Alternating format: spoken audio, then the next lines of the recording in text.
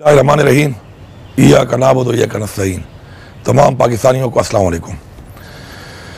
इंशाअल्लाह 21 सितंबर को लाहौर में मीनार पाकिस्तान के मकाम पर एक जलसा हो रहा है और जिसका मकसद जो है वो हकीकी आज़ादी है।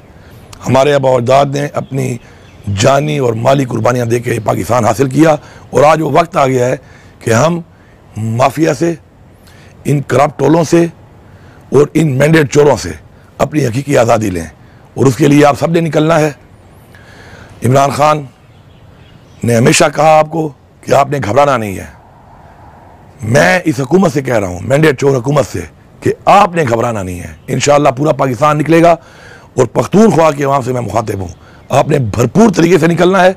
इंशाअल्लाह मैं आपको लीड करूँगा, फ्रंट से लीड करूँगा और इंशाअल्लाह 21 तारीख की सुबह पख्तूनख्वा से जो काफिले हैं इंशाअल्लाह वो पंजाब की तरफ रवान दवा होंगे और इंशाअल्लाह जाकर मीनार पाकिस्तान पे इंशाअल्लाह में जलसा करेंगे।